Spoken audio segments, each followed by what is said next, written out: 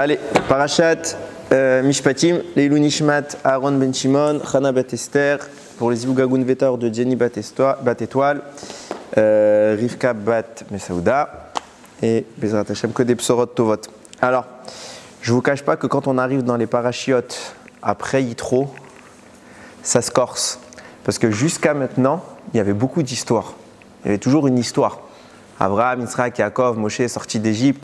Donc pour la dracha, pour trouver un chiour à faire, bon, ça passe. On trouve toujours un truc, une incohérence, une histoire sympa, et on s'en sort. Là, vous rentrez dans une paracha ou Mishpatim, il n'y a pas une histoire. Mishpatim, c'est les lois. Donc vous allez avoir non-stop un défilé de lois. Dans tel cas, il faut faire ça. Dans tel cas, il faut faire ça. Dans tel cas, il faut faire ça. Donc pour faire un chiour sur ça, soit tu fais de la halakha, mais bon, tu n'as plus personne au chiour, et où Bezrat Hashem, il faut se réfléchir un petit peu plus. Donc le format change un peu évidemment, même si on va toujours rester dans ce qu'on a l'habitude. Mais on va analyser une loi. On va essayer de réfléchir ensemble. Une loi très connue. Reshit Bikure Admatecha Tavi Bet Hashem Elokecha. Donc là, c'est la loi des prémices, des Bikurim qu'on devait apporter au Bet Hamikdash. Et juxtaposé à cette même loi, Lotevachel Gedi Bachalev Imo. Tu ne feras pas cuire le chevreau dans le lait de sa mère. Ce passouk est écrit 3 fois dans la Torah pour nous apprendre 3 interdictions. Première interdiction, de manger. Deuxième interdiction, de cuire. Le simple fait de cuire du lait et de la viande, c'est un interdit de la Torah. Non, ça dépend des grammes. Comment ? Ça dépend, il y a combien de grammes de lait? Non, les cuire ensemble, c'est assourd. Non, mais si tu ne fais pas exprès. Ah, si c'est pas fait exprès, on parle d'une avéra volontaire. Déjà, si c'est pas fait exprès, tu n'es plus dans la avéra normale, tu es dans le cas involontaire qu'on appelle shogeg.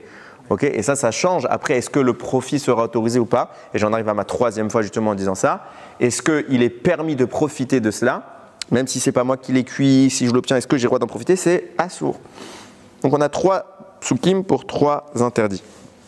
Et ce qui est extraordinaire dans ce sujet, c'est que c'est l'exemple type de ce qu'on appelle un chok. Qu'est-ce que c'est qu'un chok? Vous avez 2 grandes catégories de mitzvot. Les mitzvot intelligibles, les mishpatim. On ne tue pas, on ne vole pas, on doit respecter nos bras. C'est logique, on conçoit. Et il y a des mitzvot qui nous échappent totalement. Le lait, c'est permis? Oui. La viande, kshera, c'est permis? Oui. Ensemble, c'est interdit. Pourquoi? Il n'y a pas du tout de raison qui est évoquée dans la Torah. C'est ce qu'on appelle un chok. Quel est l'objectif d'un chok? Montrer à Hachem qu'on le sert, non pas parce que c'est bien de le servir, mais par dévotion. Pas parce qu'on estime nous-mêmes avoir mesuré que sa Torah est intelligente, qu'elle est merveilleuse, etc. Et donc qu'on adhère à son projet. Non, ce n'est pas une adhésion, c'est une soumission. Le maître donne un ordre, le serviteur s'exécute. Ça, c'est le principe du chok. C'est le premier shlav, la première étape de compréhension. Il y a des mitzvot qu'on doit comprendre. Il y a des mitzvot qui ne sont pas expliqués dans la Torah de façon explicite pour, en première attitude, témoigner à Akadosh Baruch Hu, on t'aime, donc on fait ce que tu nous demandes. Même si on ne sait pas pourquoi. Cependant, comment ? Aujourd'hui, on sait plus ou moins. Alors, on va essayer d'élucider un peu plus les choses là. Et on va surtout expliquer le pourquoi on sait. On voit qu'il est des hommes qui connaissaient l'explication des Chukim. En tête de liste, Moshe Rabbeinu. S'il existe un chok dans la Torah, le chok, la loi la plus incompréhensible que la Torah définit, c'est para aduma, la vache rousse. La Torah le définit, zot rukat ta Torah. C'est lui le chok de toute la Torah. Et Hachem dit à Moshe, à toi je te l'explique, au reste c'est un chok. Tu es le seul homme qui connaîtra le secret de la paradouma. Ça veut bien dire qu'il y a une explication. Mais ce qui nous empêche de y accéder, c'est nous. C'est notre niveau personnel. On n'est pas Moshe. Moshe était assez grand pour pouvoir élucider le mystère. Nous ne pouvons pas parce que nous sommes plus bas. Mais ça veut bien dire qu'il y a une explication. Et si la Torah nous le dit, il existe une explication. Seulement, je la donne à certains, mais pas à d'autres. C'est quelque part un aveu d'impuissance nous concernant. Vous n'êtes pas assez capable pour les recevoir, mais si vous l'étiez, je vous le donnerai. Ça veut bien dire qu'il existe une capacité dans l'homme d'accéder à l'explication. Et l'objectif ultime, c'est ce qu'on a dit, Naase Venishima, on fera et on comprendra. Nous, on ne cherche pas nécessairement à faire après avoir compris. On cherche d'abord à faire. Mais on espère comprendre derrière. Et l'accomplissement permet par la suite la compréhension. Donc en deuxième étape, même un roc devient intelligible. Même un roc peut potentiellement être expliqué. Et c'est notre objectif, sans chas v'shalom avoir la prétention de pouvoir expliquer un roc, on va essayer d'approcher une irréflexion sur ce que c'est que l'interdit de mélanger le lait et la viande. Pourquoi Akadosh Baruch Hu nous rend cette chose comme une avéra. Mais avant de rentrer sur le sujet, je suis obligé d'introduire une notion qui est hyper importante. Quand on explique que c'est un roc, donc a priori c'est pas compréhensible. Pourtant, quand vous lisez les Sfarim, les livres des Rabbanim, ils ne se privent pas d'essayer de comprendre. Mais ce qui est très intéressant dans la démarche, c'est que ce n'est pas les Rabbanim anciens qui vont nous fournir les explications. Au contraire, ils sont très discrets, vous ne trouverez pas d'explication dans tout le chasse. Pas dans les Midrashim. Peut-être que ça va être légèrement abordé, mais très très brièvement dans le Zohar. Et beaucoup plus tard, vous regardez, les Rabbanim qui parlent sont contemporains, sont très très récents dans l'histoire.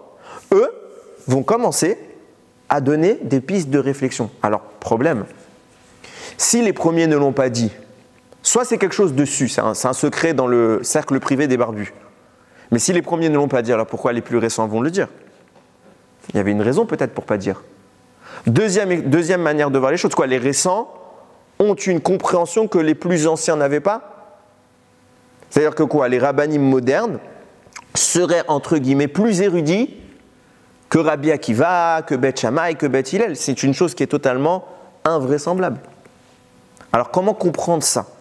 Eh bien, pour expliquer cette notion, il faut faire référence à un texte du Ben Yoyada, c'est le Ben Ishraï, c'est un commentaire sur la Gemara, qui vraiment nous explique beaucoup de choses et qui va nous permettre de comprendre de façon générale pourquoi on a le droit au chidouche. Pourquoi on a le droit d'innover des explications qui n'ont jamais été dites auparavant, sans pour autant prétendre être supérieurs aux rabbanim qui nous ont précédés. J'explique. C'est écrit, c'est dans une Gemara, c'est la Gemara Megillah, page 3a, que vous savez ce qu'est le Targum. Dans tous les Chumashim, vous avez par exemple le Targum Onkelos. Ce n'est pas le seul. Le Targum, c'est la traduction en araméen, c'est l'explication en langage courant de l'époque de la Torah. On a traduit la Torah. Un des Targums, c'est Yonatan ben Uziel. Vous avez sans doute entendu parler, c'est une bonne ségoula d'aller sur son kever pour trouver un zivoug, pour se marier. Yonatan ben Uziel a fait un Targum.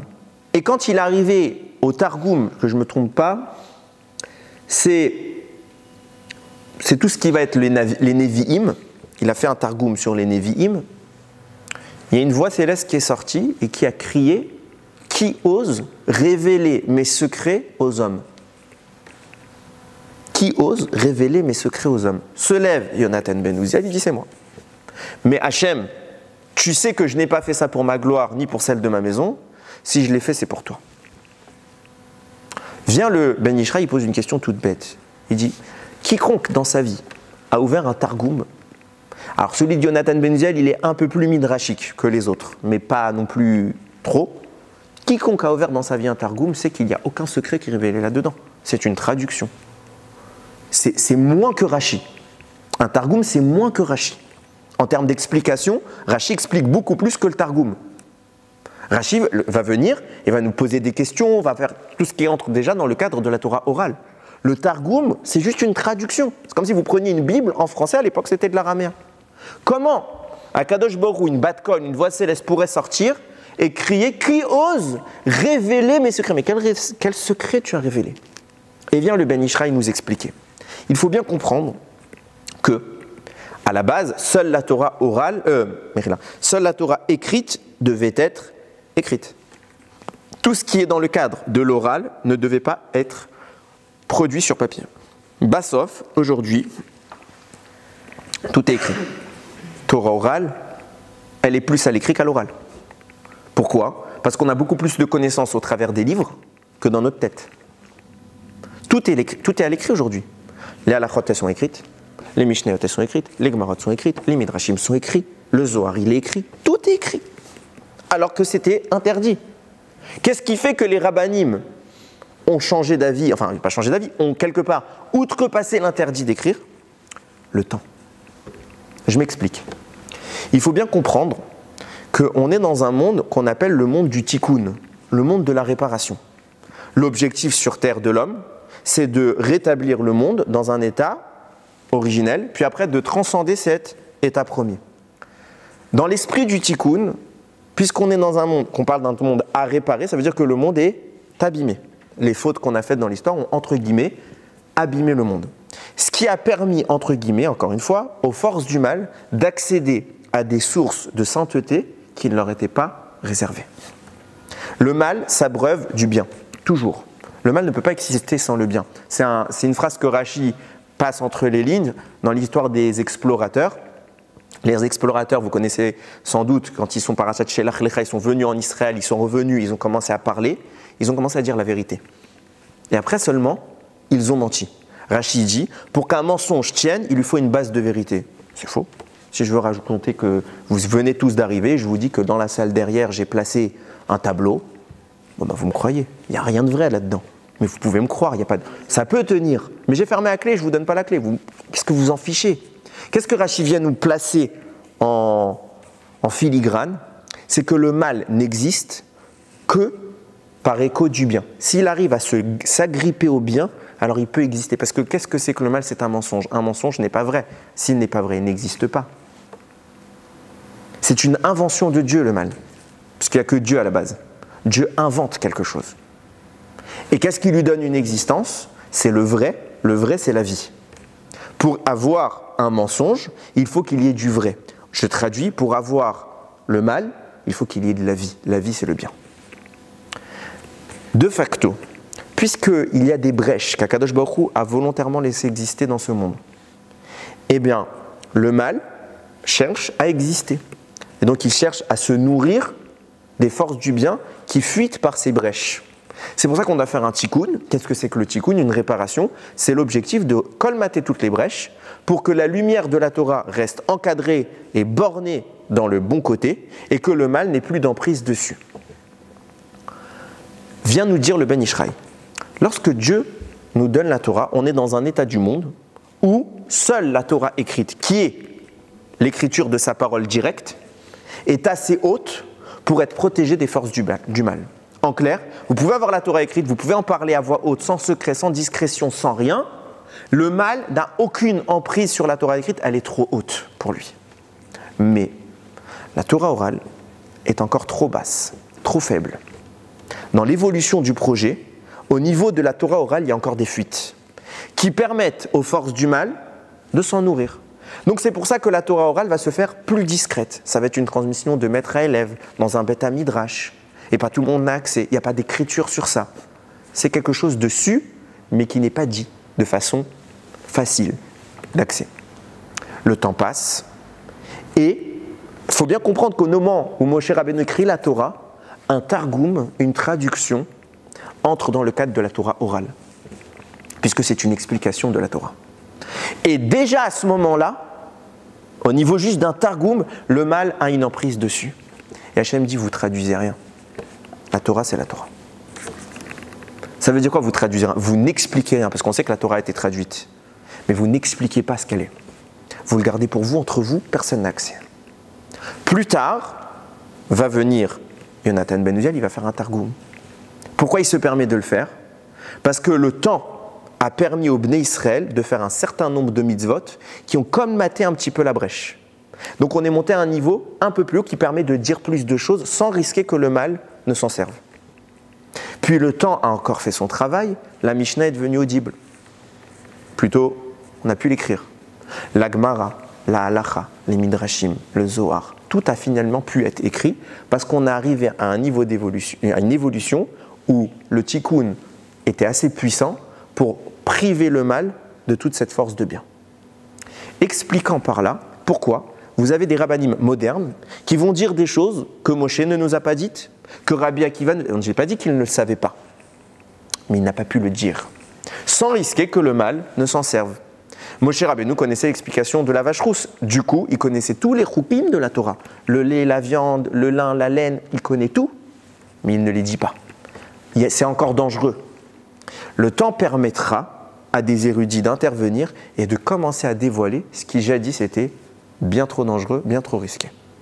Ce qui nous explique pourquoi on est dans un dor où j'expliquais tout à l'heure, les rabbanim modernes C'est pas les anciens qui nous l'ont dit, c'est pas dans la Gemara, la Gemara va nous donner des pistes, mais qu'on n'aurait jamais pu décrypter si les rabbanim récents ne nous avaient pas donné les clés de lecture. Donc c'est ce qu'on va essayer de faire aujourd'hui. Sans encore une fois, Chazvé Shalom, prétendre quoi que ce soit en disant on va expliquer le lait et la viande, on va donner une idée de ce que c'est interdit. Maintenant, j'ai une question. ouais.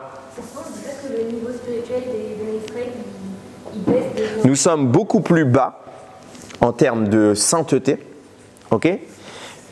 Mais on a une chance que les anciens n'avaient pas. C'est qu'on a profité de tous les efforts consentis avant nous.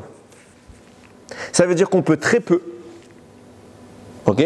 Mais qu'on a un accès énorme. Je donne un exemple qui est tout bête que tu vas peut-être très facilement comprendre. Avant, pour faire un commentaire quelconque sur la Torah, il fallait être un érudit. Okay. Ça veut dire quoi? Un érudit, c'est quoi? Ça veut dire que tout ce qu'il va écrire, il le connaît. Pourquoi? Parce qu'il n'a pas 100 000 livres chez lui. Avant, il n'y avait même pas l'imprimerie, il n'y avait rien. Donc, c'était que de l'oral. Tu n'avais pas Internet et ça. Aujourd'hui, tu peux faire des commentaires beaucoup plus pointus que ces rabbanim avant toi. Pourquoi? Parce que tu as des outils que eux n'avaient pas. Tu as des moteurs de recherche, tu as des logiciels d'études. Que tu tapes certains mots-clés et il va te mettre tous les textes qui parlent de ce mot-clé dans des centaines de milliers d'ouvrages. Ce qui te permet d'avoir accès à une information énorme que même Rabbi Akiva, lui, pour l'avoir, il a fallu qu'il lutte, qu'il l'apprenne, qu'il la mémorise. C'est-à-dire que Rabbi Akiva qui t'écrit un texte, c'est sa connaissance. Moi qui t'écrirai un texte et que je suis personne, c'est ce que je découvre en même temps que je te parle. C'est-à-dire j'ai pu faire des recherches, j'ai pu accéder à une tonne d'informations grâce à des outils modernes. Ce que j'explique de dire par là, c'est que moi, aujourd'hui, comme tous les Bnei Israël, je profite de tous les écrits des rabbanim qui m'ont précédé, donc j'ai un océan de connaissances facile d'accès. Tandis que Rabbi Akiva, Bet Shammai, Bet Hillel, qui tu veux, eux, pour accéder, c'était que leur rave et leur recherche personnelle. Ils accédaient à tout à la fin, par un effort qui était titanesque, qui fait d'eux des gens largement plus grands que nous, qui ne sommes que des profiteurs. Mais on a cette chance de pouvoir profiter. Ok? Donc je reviens sur ce que je disais. Maintenant qu'on a expliqué un petit peu cette capacité qu'on a de pouvoir entreprendre, de comprendre des secrets qui sont jusqu'à maintenant gardés, mais maintenant qu'on va un peu approcher, alors oui, on peut essayer d'envisager de voir ce qu'est l'interdiction du mélange du lait et de la viande. Je vais devoir introduire par des exemples. On remonte 2-3 parachiotes avant, c'est parachat Béchalar. Il y a un détail qui passe souvent inaperçu dans cette paracha, parce qu'il est occulté par un événement encore plus grand, c'est celui de la manne. La manne, la manne est racontée par la Torah, on arrive, on n'a pas de quoi manger, Hachem dit « je vais vous donner à manger ». Donc du pain va tomber du ciel. Seulement, les Bnei Israël, ce n'est pas exactement ce qu'ils ont demandé. Ils ont demandé plus que ça. Les Bnei Israël diront « Vayumru alem ben Israël », donc ils ont dit les Bnei Israël à Moshe Aaron « Mi yiten mutenu biyad Hachem beret Mitzrayim ». Ça aurait peut-être été mieux qu'on meure tous de la main d'Hachem, mais en Égypte. Pourquoi? Il y avait quoi là-bas? Beshiftenu al sira bassar. Parce que là-bas, on avait des marmites de viande. On pouvait manger beaucoup de viande. Beochlenu lechem la sova. On mangeait du pain à satiété. Kiotzetem otanu al amit barazé, le amit et kolaka alazé barav. Pourquoi vous nous avez fait sortir dans ce désert? Vous allez tous nous tuer maintenant dans la faim. Au moins, quitte à ce qu'on meure dans l'opulence. Ok, Hachem entend. Qu'est-ce qu'il leur donne? La manne. Mais il ne leur donne pas que la manne. Il leur donne autre chose. Qu'est-ce qu'il dit? Vaïbaï rêve, vata la sélave. Est arrivé la nuit et il a fait venir des cailles. Hachem nous a donné de la caille qui a recouvert tout le camp. Pourquoi je dis que ce cas-là passe totalement inaperçu? Parce qu'il existe un autre endroit dans la Torah où on nous parle de la caille. Déjà, l'histoire de la caille avec la manne, vous n'étiez pas nécessairement au courant, peut-être vous l'avez lu sans faire attention. Il y avait la manne, et bien on avait à manger. Il y avait le matin la manne et le soir la caille. Donc on avait 2 repas. Pourquoi je dis que ça passe inaperçu? Parce que dans le livre de Bamidbar, Parashat Béalotra, c'est écrit, plus tard, on est beaucoup plus tard dans l'histoire. Ve'asafsouf asher bikirwit avutava. Et le asafsouf, c'est un nom qu'on donne au Erev Rav. Ils ont eu envie d'avoir envie. It avutava. Ils ont désiré du désir. Qu'est-ce qu'ils ont voulu? Vayashuvu, ils sont venus, Vaïfkou, ils ont pleuré, et ils ont dit Mi achilenu basar. Qui va nous donner à manger de la viande? Je ne comprends pas. Tu en as depuis Béchalar, de la viande. Alors on pourrait dire, peut-être qu'ils en avaient marre de manger la même viande tous les soirs, et qu'ils voudraient une autre viande. Ok? Hachem dit ok, je vais vous donner de la viande, puisque vous voulez de la viande. Verouar nasamet Hachem. Hachem il a fait souffler le vent. Vayagos salvim minayam. Il a fait venir de la caille. Je comprends pas. Soit ils avaient de la caille depuis Béchalar. Alors s'ils ont de la caille depuis Béchalar, pourquoi ils en redemandent dans Béalotra? Béchalar c'est le 2e livre de la Torah. Béalotra c'est Bamidbar, c'est 4e livre de la Torah. Ok? Pourquoi t'en redemandes? T'en as. Alors peut-être qu'ils voulaient une autre viande. Alors pourquoi Hachem il leur redonne de la caille? C'est que s'il leur a donné la caille, c'est que ça leur plaisait totalement, il n'y avait pas de problème. Sinon, ce n'était pas une réponse. Seulement qu'on a oublié que depuis le début, il y en avait une. Alors sur ça, c'est sujet à discussion. Il y a des avis qui disent, non, la première caille s'est arrêtée. Il y a eu un temps, puis il n'y a plus maintenant. Mais il y a beaucoup d'autres avis qui disent, non, ça n'est jamais arrêté. Rachi en tête de liste. Rachi en tête de liste sur la Gemara, il explique clairement dans Arachin, il dit la caille ne s'est jamais arrêtée. Depuis la première qui est descendue avec la manne, il y a toujours eu de la caille. Seulement ils en voulaient plus. Pourquoi ils en voulaient plus? Vient Ramban, il dit parce que cette viande-là n'était accessible, la première de Béchalar, n'était accessible qu'aux tzadikim. Donc à très peu de personnes. La grande masse du Ham Israël ne pouvait pas y toucher. Et pourquoi ils ne pouvaient pas y toucher? Vient le Sifte Kohen, il nous dit, parce qu'en réalité, cette caille-là était rouchani. C'était une nourriture à l'image de la manne. Elle est tombée en même temps que la manne. C'est une nourriture qui venait du ciel, ce n'était pas un oiseau normal. Et puisque c'est quelque chose, une alimentation spirituelle, seuls les gens compatibles avec cette alimentation, contrairement à la manne, qui était dépendante du mérite de Moshe, qui était un miracle extraordinaire, la caille était moins extraordinaire. Elle était de même nature, mais pas accessible à tout le monde. Et puisqu'il fallait être compatible, seule l'élite du peuple en a bénéficié. Expliquant que plus tard, sont venus les Bnei Israël, ils se disent on en a marre, pourquoi que les barbus? Toujours les mêmes. Eux, ils ont droit, nous, on n'a pas le droit. Nous aussi, on veut de la caille. Et là, Hachem leur a en effet donné à manger de la caille, mais de la vraie. Et là, il n'y avait plus rien de surnaturel, simplement. Et vous voyez bien comment ça s'est fait. La première fois, c'est Hachem qui dit il l'a fait monter. On ne sait pas d'où, c'est apparu. Tandis que la deuxième fois, il a fait souffler du vent. On nous parle d'un mécanisme par lequel Hachem a fait intervenir cette caille-là.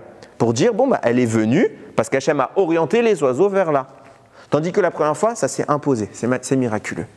C'est quelque chose de spirituel. Sur ça écrit le Sifte Kohen. Puisque cette caille-là, la première, n'était pas matérielle, on n'avait pas besoin de lui faire la... Il y a dans le désir, moi je fais une parenthèse, même si ce n'est pas mon propos, j'ouvre la réflexion, mais on pourra y revenir plus tard. Il y a dans le désir des règles qui permettent le désir. J'explique. On peut manger, mais pas tout.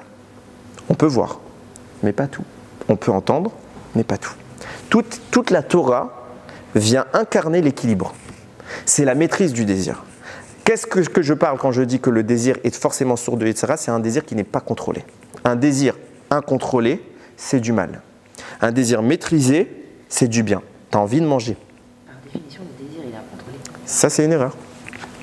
Par définition, le désir incontrôlé est mal. Toi, tu dois être capable, en mangeant, de dire ça, je mange, j'en veux pas spécialement, mais je le mange. Ça, j'en veux grave, c'est un désir, mais je le ferai pas.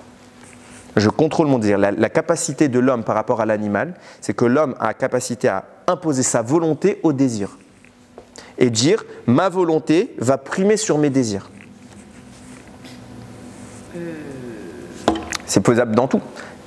Quelqu'un qui a une attraction vers une autre personne, ce que c'est permis, si c'est permis, il a le droit, si c'est pas permis, il n'a pas le droit. Mais il a envie, il va dire non, parce que c'est un tzaddik. Donc il va dire, j'ai un désir, je contrôle mon désir. Non mais je vois une tablette de chocolat, j'ai envie de la manger parce que je la désire. Tu la désires, mais est-ce que tu vas la manger? Bah ça, c'est pas sûr. Je vais prendre un carreau ou deux. Non, c'est pas sûr. Si tu estimes qu'elle n'est pas cachère, c'est pas pour autant que tu la désires pas. Ouais. Ta volonté va s'imposer à ton désir. Donc la Torah va venir t'expliquer ici qu'un désir contrôlé est bon. Un désir incontrôlé, c'est le mal. Ok, je reviens à ce que je disais sur le lait et la viande. Donc, j'ai exprimé deux choses. On a un constat. Quand la viande provient d'une bria, d'une création spirituelle, aucune règle de cacheroute ne s'y applique. C'est ça que j'ai démontré. Pas besoin de shrita, et basar vechalav, c'est permis. Par contre, quand c'est naturel, toutes les règles de cacheroute s'y appliquent. Pourquoi? C'est quoi la différence entre les deux? Pourquoi d'un coup, Akadosh Baruch Hu va nous dire ça tu peux pas? C'est la même chose au final. On est bien d'accord que tout animal a été précédé par un premier animal que Dieu a créé de façon spirituelle. Akadosh Baruch Hu, il a dit que les animaux apparaissent, ils sont tous apparus, et il n'y a pas eu de maman à ces animaux. Ils n'ont pas tous eu. La question, est-ce qu'il y a eu d'abord la poule ou l'œuf? En tout cas, il y a bien un qui n'a pas eu de maman. De même qu'Adam n'a pas eu de papa. Ok? Donc, les choses commencent à se mettre en place et on va essayer de définir pourquoi, c'est quoi la différence quand ça a été fait d'une maman, quand ça a été créé. Vient le Kliyakar, il apporte une idée qui va nous ouvrir la réflexion. Il dit, sachez que les idolâtres, dans leurs sacrifices, mettaient systématiquement du lait et de la viande. Je ne sais pas si c'est systématiquement, j'ai peut-être exagéré, mais bien souvent il y avait du lait et de la viande. Pourquoi? Parce que le Kliyakar nous dit la base de l'interdit du mélange de lait et de la viande, c'est les kilaïm. Kilaïm, c'est les mélanges de végétaux, les greffes, les mélanges de racines, pour créer une nouvelle espèce.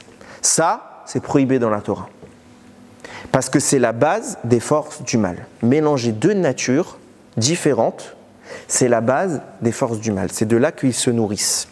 Bien, le Kliyakar nous dit, c'est pour ça que les idolâtres, pour invoquer leur sorcellerie, pour invoquer toutes les forces du mal et les forces de l'impureté, ils mélangeaient le lait et la viande. Et comment les choses se procèdent? Vient la Gemara et elle nous explique, sache que normalement, seul un Talmid Chacham peut consommer de la viande.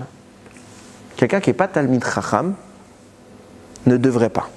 J'ai plus le pasouk en tête, c'est expliqué là-bas dans la Gemara parce que là-bas elle parle de ça avec la Torah, avec l'étude de la Torah. Des lois de la viande, elle en parle avec l'étude de la Torah. De là viennent les Chachamim et disent, seuls ceux qui étudient la Torah ont donc le droit de traiter de ces sujets et donc de consommer la viande. Je vous rassure, on a tout le droit de consommer de la viande. Mais pourquoi on n'aurait pas le droit si on n'est pas un Talmid Chacham? C'est quoi le problème? Écoutez bien ce qu'il dit le Me'achiloar. Il écrit comme ça, il dit, sachez que même la nourriture pas cachère dispose en elle de Gdusha.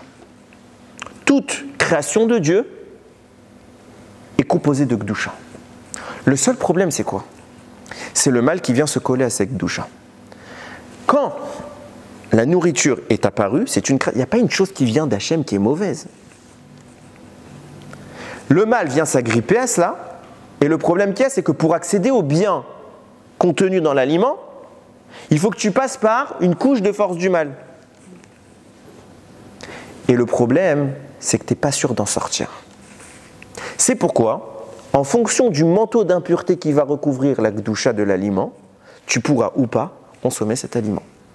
Vient nous expliquer le Me'achiloar, certains animaux ont une écorce fine dont la shrita suffit pour permettre la consommation. Parce que la shrita va venir et va commettre une douleur à l'animal quelque part, on va le tuer et va retirer toute son écorce matérielle, nous permettant l'accès au spirituel. Mais il existe des animaux dont la shrita n'est pas assez puissante pour permettre l'accès. Tu peux les manger. Physiquement, je parle pas lachiquement. Tu peux les manger. Tu auras peut-être même accès à la gdoucha qu'il y a dedans. Mais tu es passé dans une zone de radioactivité tellement dense que tu n'as rien gagné au change. Tu pourras rentrer, atteindre ton objectif, mais en ressortant, tu ressors dans un état beaucoup plus amoindri. Ça nous dit quoi? Lote vachel gedi bachalevimo. Tu ne feras pas cuire le chevreau dans le lait de sa mère. De là, on a extrapolé à toutes les cuissons de lait de viande. Mais on parle de quoi? On parle d'un animal qui a une mère. Or, les animaux qu'Abraham a créés n'ont pas de mère. Ils ne sont pas concernés par l'interdiction du lait et de la viande. Ah, vous allez me dire alors, s'il n'y a pas de péché, c'est quoi Hachem qui vient et qui leur dit ce que vous avez fait, c'est mal? Bah oui, parce qu'Hachem il leur a dit, grâce à ça, je vais vous donner la Torah. Arrêtez de me prendre la tête, je leur donne la Torah. Ce que vous faites, c'est mal, vous n'êtes pas mieux qu'eux. En vrai, à leur époque, c'était pas interdit. Alors, parce que c'est de la volaille, c'est fait après l'interdiction des volailles. Non, je parle d'Avraham. Avraham, c'est écrit Ben Bakar. C'est du bétail. Ok? Là, on n'est pas dans le problème de la volaille. La volaille, c'était les Bnei Israël qui ont demandé de la caille. On n'a pas parlé du lait et de la viande là-bas. Là, on parle du vrai bétail. Donc, comment ça se fait que les anges se sont fait critiquer d'avoir fait une avéra alors que dans les faits, ils n'ont pas fait d'avéra? Réponse. Bah justement, c'est parce qu'ils n'ont pas fait d'avéra qu'on les critique. Je m'explique. Tout l'objectif de la création du monde, j'ai été trop vite dans mes feuilles. Tout l'objectif de la création du monde, c'est ce que j'ai dit tout à l'heure en intro, c'est de faire un tikkun. C'est de faire une réparation. C'est de priver le mal de l'accès aux forces du bien. Ok? Comment je fais ça? Les anges, il faut bien comprendre quelle est leur philosophie. Eux, ils ne sont pas dans l'appréciation bonne ou mauvaise. Eux, ils sont dans un état de vérité ou de mensonge. Soit c'est vrai, soit c'est faux. C'est binaire chez eux. Un ange n'a pas de réflexion pour savoir est-ce que je peux faire ça ou est-ce que je ne peux pas. Un ange, dans l'acte qu'il va faire, émane le vrai ou le faux. Donc lui, c'est binaire. Il peut ou il ne peut pas. Nous, on a besoin d'un code.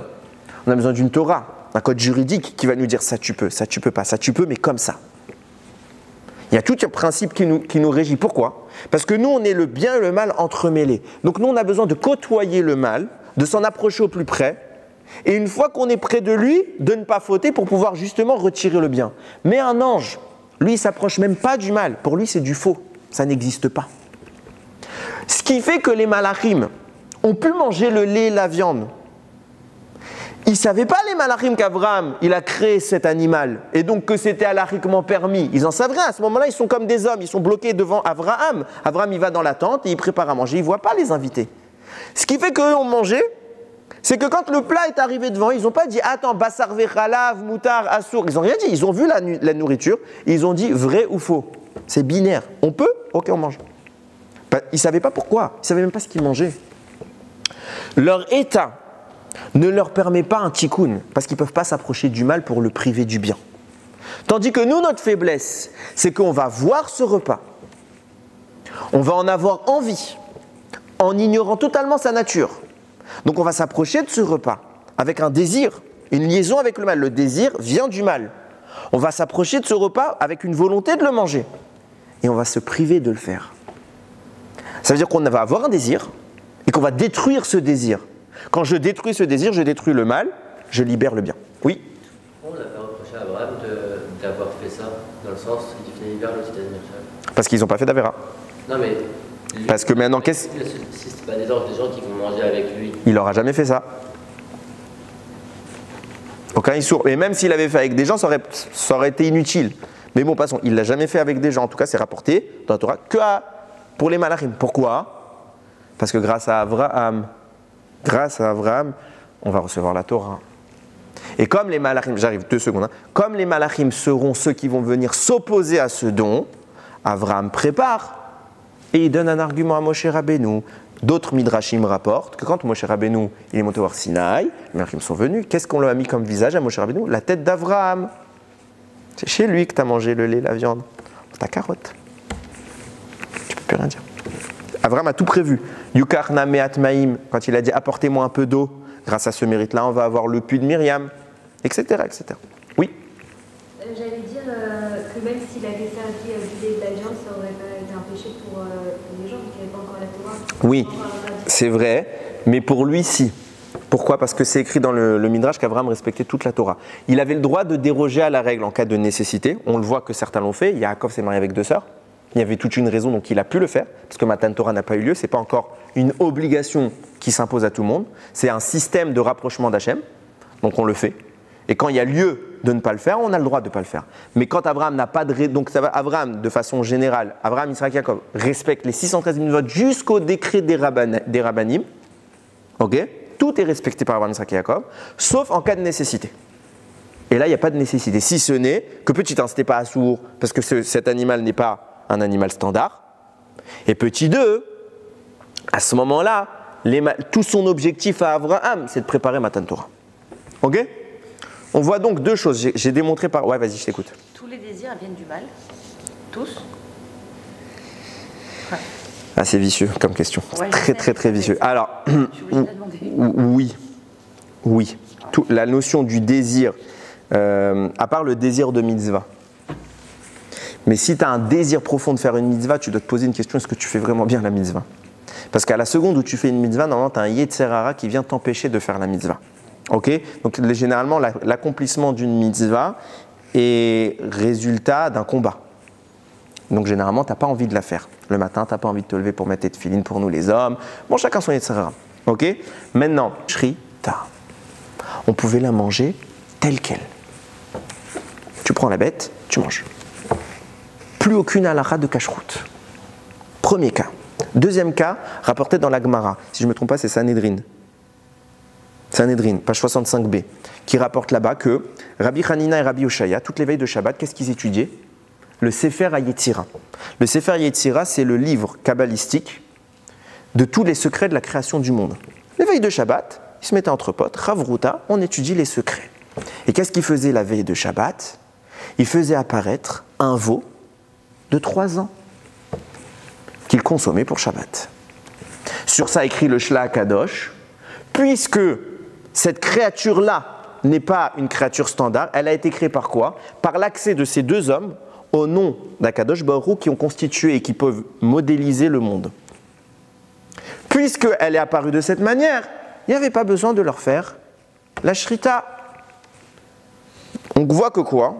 Première affirmation, une créature qui n'est pas apparue de façon naturelle, mais de façon spirituelle, n'est pas soumise aux lois de la cacheroute. Maintenant, on va venir dans un sujet qui est beaucoup plus concret, avec notre propos, le lait et la viande. Avraham reçoit 3 malachim chez lui. Il vient de faire la Brit Mila, ça fait 3 jours, il est dans la plus grande douleur. Il reçoit 3 malachim. Il court les accueillir, on connaît l'histoire, il court les accueillir, c'est la paracha qui nous raconte. Qu'est-ce qu'il leur prépare? Il leur prépare à manger. Il leur prépare quoi? Vaikar, il a pris Chema vechalav. Il leur a servi de la viande avec du laitage. Umina bakar asher asa. Et de la viande, regarde comment c'est écrit, qu'il a fait. Vaitel lifnehem. Et il l'a posé devant eux. Veomed elem tachataez vayochelung. Ils ont tous mangé. Le lait et la viande, c'est interdit. On sait qu'Abraham respecte toute la Torah. Alors, comment ça se fait qu'il leur a laissé? Et les malachim qui mangent du lait et de la viande. Alors, il y a plein d'explications. Première explication, d'abord, il a écrit d'abord quoi dans l'ordre? Il a écrit d'abord Chema. Ok? Chema vechalav. Donc, la viande, le laitage. Et après, ou ben abakar. Et après, seulement la viande. On sait qu'il est tout à fait permis de manger d'abord du lait. On se rase bien la bouche et on mange de la viande. Aucun interdit. À part certains produits lactés qui existent presque plus. Enfin, pas dans la cacheroute, c'est rare, des produits qui sont assez forts pour que les Chachamim interdisent. Donc, première explication, ils n'ont rien fait de mal, ni Avraham, ni eux. Deuxième explication, ils n'ont pas vraiment mangé. Ils ont fait semblant. Troisième explication, c'était avant Matan Torah. Et avant de Matan Torah, il n'y a pas d'interdit. Toutes ces explications sont dans le sens simple et elles sont frontalement contredites par un midrash. Le midrash le dit explicitement, au moment de Matan Torah, les malachim ils sont venus, ils ont dit Akadosh Baruch Hu ne donne pas la Torah au Bnei Israël. Et Hachem s'est énervé avec eux, il leur a dit bon, vous allez me saouler combien de temps? Vous critiquez mes enfants tout le temps. Chaque fois que je veux faire quelque chose avec mes enfants, j'ai voulu ouvrir la mer, vous êtes venus vous plaindre. Je veux les sortir d'Égypte, vous êtes venus vous plaindre. Et maintenant je veux leur donner la Torah, vous venez vous plaindre. Vous n'êtes pas mieux qu'eux. Quand Avraham vous a reçu chez lui, qu'est-ce que vous avez fait? Vous avez mangé du lait avec de la viande, c'est assourd. Vous n'êtes pas mieux qu'eux. Arrêtez de les critiquer. Ça, c'est un midrash qui dit explicitement que les malachim ont mangé du lait avec de la viande, témoignant de là que c'est pas avant Matan Torah, donc c'était autorisé. C'était pas autorisé. Et c'est pas ils ont mangé d'abord le lait et après la viande, sinon ils n'ont rien fait de mal. Ils ont mangé mamache du lait avec la viande. Alors question, 2 problèmes. Des malachim qui fautent. Rachid dit clairement les malachim n'ont pas dit Yetzer Hara. Parce qu'Avraham, quand il les a accueillis, il leur a dit Vesaadou libechem. Vous rassasierez votre cœur. Et à chaque fois qu'on parle du cœur pour parler de l'homme, il n'y a pas écrit libechem, il y a écrit levavrem, avec 2 bêtes dans la Torah. Pourquoi? Parce que Rachid dit levavrem, parce qu'on a 2 cœurs, un pour le bien, un pour le mal. On parle du Yetzer Hara. C'est une allusion au double penchant de l'homme, le bon et le mauvais. Tandis que les malachim, il n'y a pas écrit levavrem, il y a écrit libechem, parce qu'eux n'ont qu'un cœur, que le bien. Je mets une parenthèse. Les malachim ont bien du Yetzer Hara, mais il n'a rien à voir avec le nôtre. Ils ont un Yetzer Hara qui est celui qui ressemble à Adam Arishon avant qu'il faute, à savoir la volonté de faire plus que bien. Soit tu fais juste bien, soit tu fais très bien. Ça, c'est leur Yetzer Hara. Mais notre Yetzer Hara à nous, qui consiste à réellement fauter, ils l'ont pas. Donc comment ils ont pu manger du lait avec de la viande? Premier problème. Deuxième problème, si j'affirme qu'en effet ils ont mangé du lait avec la viande, ça veut dire qu'Abraham le leur a servi. On est d'accord? Donc ça veut dire qu'il l'a cuisiné. Et j'ai bien expliqué, c'est interdit de cuisiner du lait avec de la viande. Le simple interdit, la simple cuisson est interdite. Donc, Abraham aussi est accusé dans ce midrash. Lui aussi est fautif. Il lui aussi devrait lui dire, toi aussi tu as fait une avéra. Et c'est pas ce qu'on fait. Non, Abraham, lui, c'est le top. Les malachim ont fauté, mais Abraham n'a pas fauté. Réponse du Malbim. En réalité, ni Abraham ni eux n'ont fauté. Pourquoi? Parce que cet animal qu'Abraham a cuit avec du lait, il l'a créé lui. Parce que c'est lui l'auteur du Sefer HaYetzira. C'est lui qui a utilisé le premier les noms d'Akadosh Baruch Hu, il a fait apparaître un animal. Et puisque la Torah, que ce que tu étais avant. C'est quoi ces animaux? Tous les animaux pas cachers. Ah ouais, ok. Tout animal pas cachère, tout animal cachère, Hachem a fait le tri. Voici les animaux dont l'écorce du mâle est fine, et la shrita suffira à briser cette écorce pour que vous puissiez aller les manger. Voici tous les autres animaux que ce sera trop dur pour vous. Mais ça ne veut pas dire qu'ils ne sont pas cachers dans l'absolu. À la fin des temps, tous ces animaux exprimeront la Gdusha. Rien n'existe en ce monde sans Gdusha. Rien. Oui, il y a des parties d'animal cachère qu'on ne peut pas manger. Comment? Oui, il y a des parties cachères dans un animal cachère qu'on ne peut pas manger. Comme? Il y en a une pour moi. Le guide anaché. Et ça, c'est venu de Yaakov. Sache que, c'est dans tous les sujets que je viens de parler, un animal qui a été créé avec le Sefer HaYetzira, tu peux manger son guide anaché. Même problème. Toujours le même problème. Quand il est créé normalement, le nerf sciatique. Le nerf sciatique, c'est interdit depuis que Yaakov s'est confronté à l'ange et que l'ange l'a frappé au nerf sciatique. Ok? Mais sinon, tu peux manger tout le reste, tant que c'est cachère. L'animal est cachère, tout son contenu est cachère. J'en arrive à ce que je voulais dire. D'où vient la différence? Et c'est maintenant que les choses vont venir plus précises. C'est écrit comme ça. Vous le savez peut-être. J'ai tout le temps, on m'a fait la remarque, j'ai tout le temps tendance à dire tout le monde sait que, alors que pas tout le monde sait que. Des fois, ce que moi je crois savoir, j'ai l'impression que tout le monde le sait, mais c'est pas toujours le cas. Alors, faut méchila si j'ai un jour vexé quelqu'un en disant tout le monde sait que. Chachamim nous disent Adam Arishon était végétarien. Pourquoi? Parce qu'Hachem ne lui a jamais autorisé à manger de la viande. Jamais. C'est bien plus tard, à l'époque de Noach, que dans le listing de ce qu'Akadosh Baruch Hu autorise à manger, apparaît la viande. Donc pendant 17 siècles, l'humanité était végétarienne. Je dis 17 siècles parce que Noach, c'était 1656 le Maboul. L'an 1656 de la création. Ok? Maintenant, allons dans les détails. Qu'est-ce qui a vraiment fait le changement? On en revient tout le temps au même sujet, c'est la faute d'Adam Arishon. Pourquoi? Regardez ce qui est écrit. Quand la femme, Chava, a mangé le fruit, il y a écrit comme ça. Vatere Aisha, kitov haetz le machal, vegam kita ava ou laenaim. Donc la femme, elle a vu l'arbre, qu'il était bon pour le manger, agréable pour les yeux, venermad haetz askil, agréable aussi pour la compréhension. Vatikar mipiru vatochal. Elle a pris du fruit, elle en a mangé. Regardez le détail. Vatiten gam leisha ima. Et elle en a aussi donné à son mari avec elle. Vayochal, il en a mangé. Ok? Rachid dit, il y a un mot en trop. C'est gam. Elle en a aussi donné à son mari. S'il y avait écrit dans la Torah, elle en a donné à son mari. Je comprends la même chose ou pas? Donc chaque mot de la Torah compte. Si Hachem a écrit un mot en trop, c'est pour t'apprendre quelque chose. Donc le mot gam, j'aurais pu m'en passer dans la Torah. J'aurais tout à fait, Hachem aurait écrit Vatiten leisha ima. Elle en a donné à son mari avec elle. Et j'aurais compris que lui aussi en a pris. Pourquoi il te rajoute gam aussi? Ça veut dire qu'elle a donné à d'autres.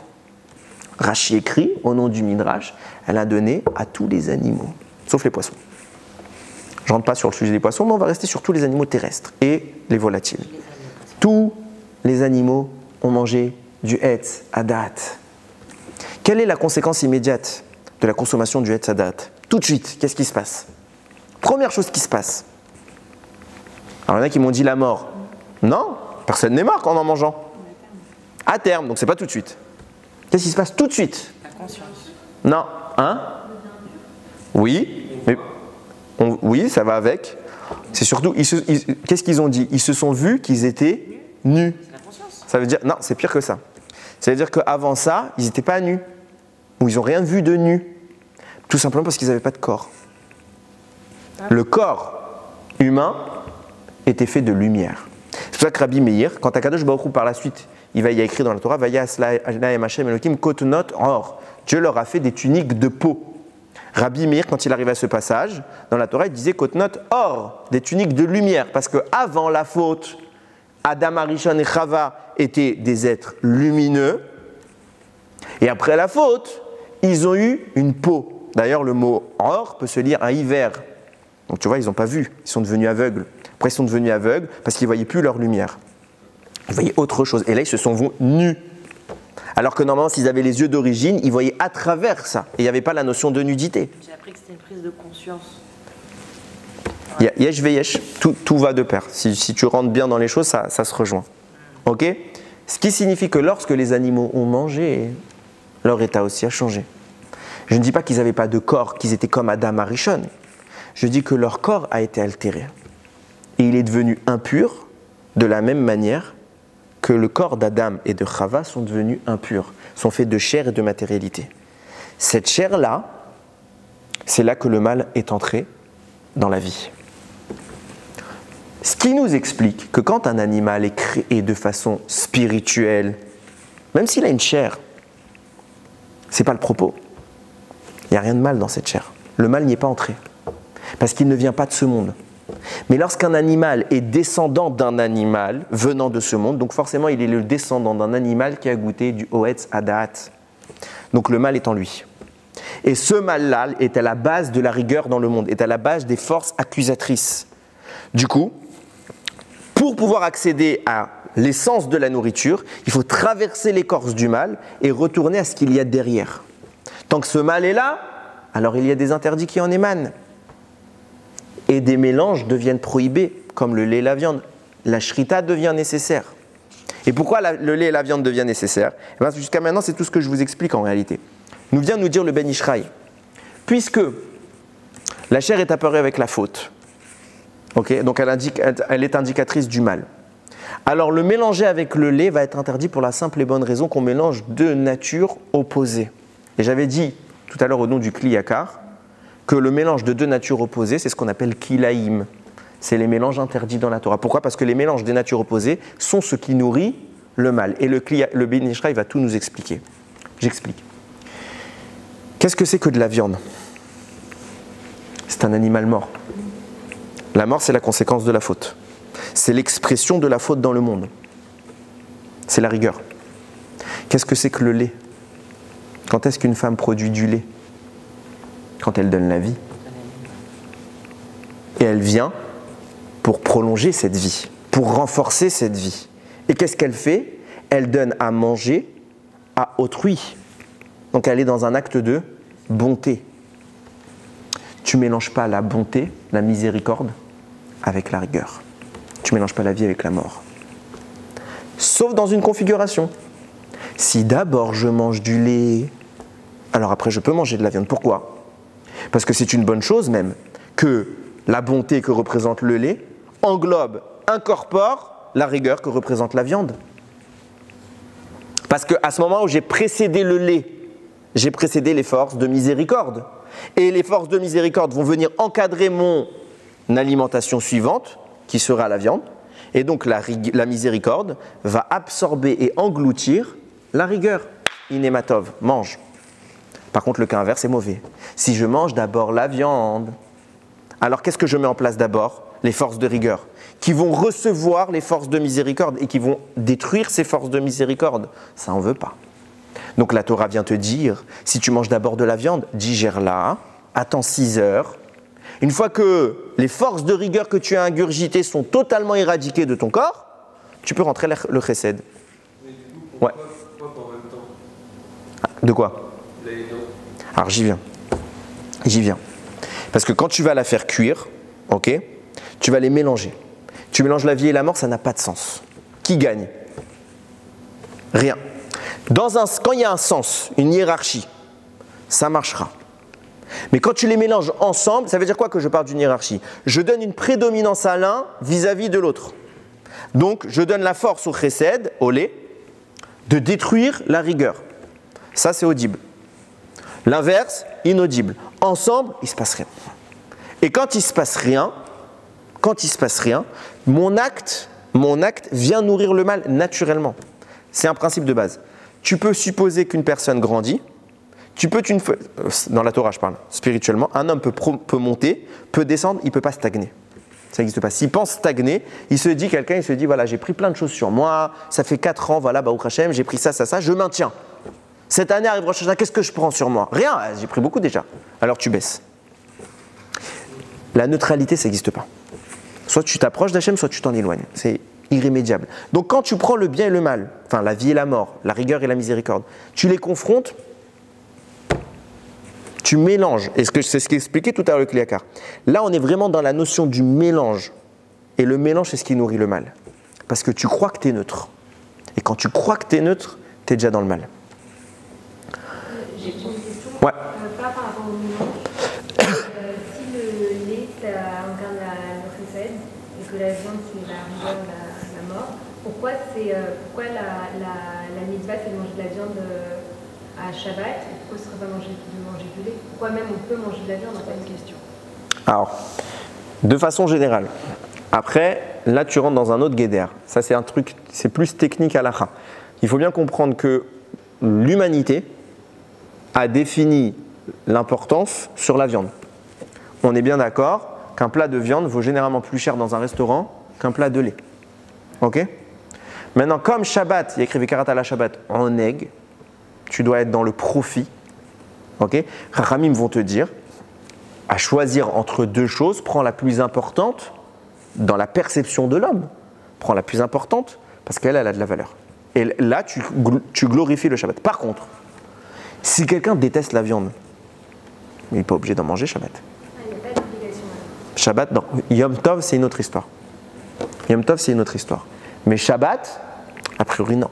Deuxième point, on peut aller maintenant dans une réflexion différente. Il est toujours bon de manger de la viande. Pourquoi? Parce que tu l'as détruit. Et il faut bien comprendre. C'est ce qu'expliquait un peu le Harizal, Mechila. C'est ce qu'expliquait le Harizal explique la Gemara que j'ai citée tout à l'heure, en disant pourquoi seuls les érudits peuvent consommer de la viande. On consomme tous de la viande, mais pourquoi à la base seuls les érudits? Parce que l'objectif de la vie, c'est le tikkun, que j'ai parlé tout à l'heure. Qu'est-ce que c'est que la consommation? Il y a les minéraux qui sont le plus bas état de la création. Ils sont ingurgités par les végétaux. Donc le minéral, lorsqu'il est ingurgité par le végétal, monte d'une strate. Le végétal est consommé par l'animal. Vous remarquerez que seuls les animaux qui ne sont pas carnivores sont autorisés dans la Torah. On parle d'animaux qui ne chassent pas. Donc c'est des animaux qui mangent des végétaux. Donc l'animal, en ingurgitant le végétal, fait monter le minéral et le végétal au stade animal. Et l'homme, qui consomme l'animal, fait monter le tout à son niveau, au niveau de la parole. La parole doit être usitée pour la tfila et la Torah. Quand je parle de Torah, qu'est-ce qui s'est passé? Toute l'alimentation que j'ai eue, va être décomposée dans mon corps, donc j'ai supprimé son aspect matériel. Je ne reste maintenant qu'à disposition de son aspect spirituel. Et je permets sa libération par l'étude de Torah, par la parole de Torah, par la Gdusha. Et là, je la monte à son niveau céleste, qu'on appelle le tikkun. C'est comme ça que je répare. Donc, il y a plus de khashivut à manger de la viande parce qu'elle dispose de tous les états et elle me permet une plus grande libération. Je fais monter toute la création avec moi que de manger je dis bien que, le lait. Ok? Je reviens à mon propos et on va essayer de conclure sur quelque chose de sympa. Donc on a bien compris comment fonctionnent les choses. Quand je mange la viande, je dois attendre que la rigueur soit estompée pour pouvoir faire entrer la miséricorde. Combien de temps on attend? 6 heures. Alors je précise, toutes les fables sur les autres horaires sont fausses. Je ne sais pas d'où elles viennent, c'est faux, il n'y a pas d'autre, c'est 6 heures. Okay? Pour les enfants, il y a d'autres horaires. Un enfant qui n'est pas bar mitzvah, etc. Mais le reste, c'est des belles fables. Non. 3 heures chez Chabad. J'aimerais bien parler au Chabad religieux qui fait 3 heures. Ok? Ok, c'est là. Je te dis. Bon, passons. Il y a une discussion comme ça du Rama, je crois, qui dit que parce que les résidus dans la boue, ça met 3 heures à décomposer. Non, le débat dans la halakha, bon, même si c'est pas mon propos, le débat dans la halakha, c'est qu'est-ce qu'on considère? Est-ce qu'on considère les résidus qui sont restés entre les dents, dans la bouche, ou le goût qui reste dans notre gorge? Mais on a tranché la halakha, et ça c'est une évaluation des sages. Okay, c'est une évaluation, c'est pas Hachem a dit 6 heures. Okay, c'est une évaluation des sages. Dans les deux cas, si on considère filament qui resterait entre les dents, combien de temps il faudrait à la salive pour que le filament soit dénaturé? Ou le goût qui reste dans la bouche, combien on considère pour que le goût, même s'il est encore un peu là, mais il soit assez dénaturé, qu'il soit plus assez original, pour qu'on considère que tu as toujours le goût de la viande dans la bouche. Et ça a été évalué 6 heures. Ok? Maintenant, pourquoi je parle de ça? Regardez comment il y a des rémazim dans la Torah. Extraordinaire. Je vous ai dit qu'Adam Arishon était végétarien. C'est que beaucoup plus tard qu'on a pu manger de la viande. Pourquoi Adam Arishon est végétarien? Parce qu'il n'a tout simplement pas besoin de manger de viande. À son niveau de sainteté, il est en mesure d'élever le monde avec simplement le niveau végétal. Il mange des fruits, c'est ça ses mitzvot. Et il élève toute la création. Le seul cas où Adam Arishon peut manger de la viande, vous savez c'est quoi? Un sacrifice. Il pouvait faire des corbanotes, et comme il y a une mitzvah de manger le korban, là il mangeait de la viande. Mais sinon, non. Aucune autorisation possible. Il n'en a pas besoin. Ça signifie quoi?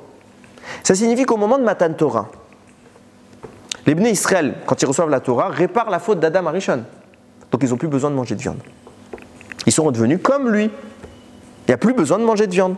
Ils sont arrivés à cette dimension-là. C'est peut-être une des raisons pour lesquelles on a l'habitude de manger du laitage à Shavuot. Petite, parce que c'est grâce à Abraham qui a fait la feinte avec les malachim qui leur a fait manger du lait et de la viande. Petit 2, parce que finalement, quand on arrive à Shavuot, on n'a plus besoin. Il n'y a plus besoin. D'ailleurs, c'est intéressant, le Zohar écrit, vous savez qu'il y a 365 mitzvot négatifs dans la Torah. Ok? 365 interdits. Tu ne feras pas ça, tu ne feras pas ça. Tu feras ça. Et 248 mitzvot positives. Le Zohar vient nous dire, les 248 mitzvot positives correspondent aux organes, à toutes les compartimentations du corps. Les 365 interdits de la Torah correspondent aux 365 jours de l'année solaire. Donc ça veut dire qu'à chaque jour de l'année solaire correspond une mitzvah lotaaseh, une interdit de la Torah. Le Zohar dit à quel jour correspond la mitzvah du lait et de la viande? Shavuot. Pourquoi? Parce que qu'est-ce qui se passe à Shavuot? On est sorti de ce cadre. C'est quelque chose qui ne nous concerne plus. Seulement, on va faire quelle avéra? 40 jours après? Le veau d'or. Le veau d'or. D'ailleurs, 40 jours après, on l'a fait. Chalav, pardon, Gematria, 40. Qu'est-ce qui se passe? On rétablit la faute d'Adam. Donc à nouveau, l'alimentation redevient standard, on peut remanger la viande avec la shrita, avec l'interdit du lait et de la viande, etc. etc. Qu'est-ce qui nous a manqué pour ne pas faire la faute? Clairement écrit dans Rashi. Regardez. Vayara'am, le peuple a vu. Moshe leur a dit, je reviens, je vais rechercher la Torah. Je reviens. Qu'est-ce qu'ils ont eu? Qui bochèche Moshe. Que Moshe, il a traîné la raidette de redescendre de la montagne et ils ont fait le votor. Rashi dit, et pas que Rashi, qui bochèche, il aurait dû venir au bout de 6 heures. Ils se sont trompés de combien de temps? De 6 heures. À 6 heures près, parce que leur calcul c'était est-ce qu'on compte une journée entière ou pas. Moshe leur a dit, je reviens tel jour à la 6e heure. Et eux, ils ont commencé le compte à partir de son départ. Et lui, il n'a pas dit de commencer le compte à partir de son départ, on parle en jour plein. Donc ils se sont décalés de 6 heures. Vayar à Aham qui bochèche Moshe. Et ils ont vu qu'il avait 6 heures de retard. Pour eux, il devrait déjà être arrivé depuis 6 heures, alors que lui, il arrive que dans 6 heures. Toute l'erreur vient de 6 heures d'attente. Si on avait attendu 6 heures qui arrivent, Moshe, avec quoi? L'étape de la loi. Est-ce qu'il y avait besoin de faire un veau d'or? Pas de veau d'or. Et donc, qu'est-ce qui se passe en ce jour-là? Le jour de Matan Torah qui a supprimé l'état de l'homme après la faute est annulé. On redevient mortel. Le monde resombre dans son état premier, enfin second, Mechila. Et à nouveau, les lois de la cacheroute apparaissent. Si on avait attendu 6 heures, alors la force du djinn, la force de la rigueur, du Yetzirara, ne se serait plus jamais manifestée dans le monde. On n'a pas su attendre 6 heures, alors maintenant quand tu manges de la viande qui représente le djinn, tu attends 6 heures. Tu dois attendre. Tout ça pour dire quoi? Je vais conclure, parce qu'il est tard. C'est que, finalement, on a toujours des détails. On le disait tout à l'heure, et finalement c'est pas plus mal que tu l'aies souligné. Qu'est-ce que c'est que la Torah? C'est l'équilibre. On a le droit de tout faire dans la Torah, en mesurant les choses. Je l'ai dit tout à l'heure, on peut regarder, mais pas tout. C'est pour ça qu'on a des paupières pour fermer les yeux. On ne peut pas tout entendre, on ne peut pas tout dire. On ne peut pas tout manger. Pourquoi on ne peut pas tout manger? Pourquoi on ne peut pas faire tout ça? Parce que dans notre perception, aujourd'hui, c'est glisser le mal. Notre travail à nous, c'est de le fuir. Plein de fois dans la vie, on va faire ce qu'on va appeler les rachamim vont faire des takanot, des décrets rabbiniques. Et quand tu les entends, tu fais ils sont lourds. C'est trop. C'est trop. Pourquoi ils exagèrent? Par exemple, s'il y a écrit lait de vache, la vache c'est cachère, donc le lait de la vache est cachère. Ah mais non, nous il faut que ce soit quoi? Du lait chamour. C'est-à-dire qu'il y a un juif qui est vérifié que ce laitage-là, il n'a pas été mélangé. Ça va, il y a écrit lait de vache. Pourquoi j'ai besoin d'une takana? Pourquoi on exagère? Parce que nous, on fuit le djinn. On le fuit, on fuit le mal, comme la peste. Et tellement qu'on le fuit, qu'on met des barrières sur chaque détail de notre vie. Ouvre une barrière, tu témoignes de quoi finalement? Que la distance avec le mal, plus précisément, que la proximité avec le mal ne te dérange pas trop. Et si elle ne te dérange pas, alors tu finiras par aller droit dedans. Quelqu'un qui se met plein de barrières, c'est qu'il a peur de ça. C'est qu'il en est profondément inquiet. Donc quand vous voyez que les chachamim, ils mettent une tonne de barrières dans tout, c'est pas de l'extrémisme. Quand ils imposent des barrières aux gens, c'est pas de la folie, c'est pas une volonté d'embêter les gens. Au contraire, c'est de l'amour. Parce qu'ils savent ce qu'il y a derrière. Nous, on ne le voit pas nécessairement. Ça fait quoi de manger un animal pas cachère? C'est de la viande. Tu sens quelque chose si tu manges quelque chose de pas cachère, il se passe quelque chose dans ta tête? Non, à part de dire c'est bon. Si c'est bon. Oui, mais des fois, ils abusent. Si t'as un cas. J'ai un cas. Allez, j'écoute. À Lyon, ils ont interdit les fraises. C'est pas la halakha. Écris là. C'est pas la halakha. Rav Ovadia Yosef, il a. Trop d'insectes dans les C'est pas la halakha. Rav Ovadia Yosef, son fils, Rav Yitzhak Yosef, le grand rabbin sfarade d'Israël, il raconte sur son papa, mon papa mangeait des fraises. Il nettoyait bien, il regardait bien, et il mangeait la fraise. Après, quelqu'un, et c'est ce que je dis bien souvent, tu veux être marmire avec toi. Ok? Toi, tu as peur de quelque chose, tu te dis peut-être j'ai envie de inématov. L'imposer aux gens, Rav Ovadia a dit oui. Donc tu as sur qui t'appuyer, et même si tu vas dans n'importe quel pays, Rav Ovadia, il a dit tu peux manger. Après, si tu es dans un aliment que tu ne peux pas faire une dika dessus, sérieuse, ah oui, tu t'en éloignes. Mais c'est pas exagéré, parce qu'il vaut mieux quoi? Vaut mieux manger un insecte. C'est 7 fois plus grave que le porc. C'est pas exagéré. C'est pas exagéré. Simplement, on a peur du mal. On veut pas qu'il existe. On veut pas. Et on a réussi dans notre vie à atteindre cette dimension-là, Matan Torah. Et qu'est-ce qu'on dit tous les Shabbats? Yishakeni menishikot piou, qu'il m'embrasse des baisers de sa bouche. Shlomo Ameler, dans Shir HaShirim, il dit qu'Hachem m'embrasse des baisers de sa bouche. Qu'est-ce que Shlomo Ameler? Shlomo Ameler, il souhaite toute sa vie, c'est revivre Matan Torah. Au moment où Akadosh Baruch Hu nous parlait de bouche à bouche, embrasse-moi comme tu m'as embrassé à Matan Torah. Qu'est-ce que tu dis? Vous imaginez quelque chose? Parce qu'on l'oublie tout le temps. La relation qu'on a avec Akadosh Baruch Hu, il faut tout le temps la comparer à la relation d'un couple. Qu'est-ce que Shlomo Ameler il dit dans Shir HaShirim? Ishbati etrem benot Yerushalayim. Chaque fois que je dis cette phrase, j'ai des frissons. Je vous fais jurer, les filles de Jérusalem, im timtseu et dodi. Si vous trouvez mon bien-aimé, c'est qui? Hachem. Matagidulo. Qu'est-ce que vous pouvez lui dire? J'ai un message. Je sais que vous allez, si vous le trouvez Hachem, transmettez-lui un message de ma part. Un. C'est quoi, l'euro million? C'est quoi? Shecholat Ahava Ani. Dites à Hachem, si quelqu'un peut parler à Hachem en mon nom, juste dites-lui quelque chose. Je suis malade d'amour pour lui.